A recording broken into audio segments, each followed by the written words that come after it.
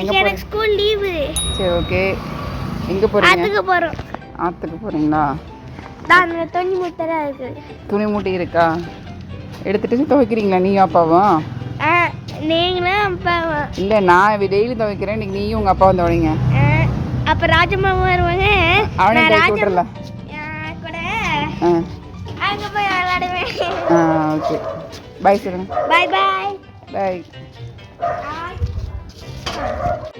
Hi, வணக்கம் எல்லாருக்கும். எல்லோரும் எப்படி இருக்கீங்க? ரொம்ப நாள் ஆச்சு வாய்ஸ் ஓவர் கொடுத்துமேன்னு. தம்பி ஆல்ரெடி சொல்லியிருப்பாங்க எங்கே போகிறோன்னு சொல்லிட்டு. அவன் ரொம்ப நாள் ஆச்சு ஆற்றுக்கு போயிட்டுமே தண்ணி வருது இப்போது.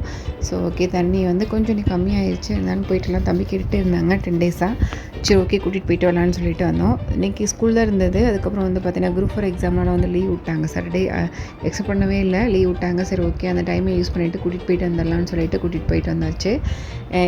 வாய்க்கால் தான் போனோம். கொஞ்சம் துணி துவைக்கிறது கொஞ்சம் கம்ஃபர்டபுளாக இருக்கும். ஸோ அதனால் வந்து பார்த்தீங்கன்னா கொஞ்சம் வீட்லேயே போட்டுக்கலாம் மிஷினில். சரி போகலாம் அப்படின்னு சொல்லிட்டு அலசிட்டு வரலான்னு சொன்னாங்க. ஸோ அதனால் வந்து பார்த்தீங்கன்னா கிளம்பியாச்சு.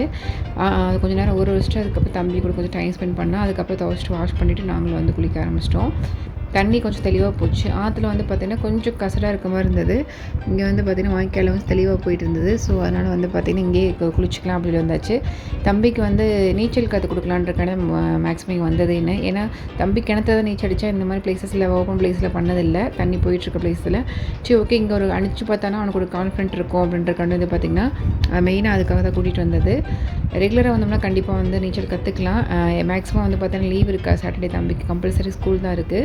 இப்போ நியூ ஸ்கூல் போனதுலேருந்தேன்னு சரி ஓகேன்னு சொல்லிட்டு தம்பி அதனால் சாட்டர்டே வந்து ஓகே யூஸ்ஃபுல்லாக கூட்டிகிட்டு போயிடலாம் சொல்லிட்டு கூட்டிகிட்டு வந்துட்டோம். அவங்க அப்பாவும் பையனும் வந்து விளையாண்டுட்டு இருந்தாங்க. அதுக்கப்புறம் வந்து ரொம்ப ஃபஸ்ட்டு இறங்குறதுக்கு தான் கொஞ்சம் இதாக இருந்தது. ஜில்லுன்னு இருக்கும் தண்ணி. அப்புறம் ஒன்ஸ் இறங்கிட்டோம்னா அதுக்கப்புறம் வந்து நல்லாயிருக்கும். அதனால் வந்து ஃபஸ்ட்டு போகிறதுக்கு கொஞ்சம் நின்றுட்டு இருந்தேன். அதுக்கப்புறம் வந்து போயாச்சு.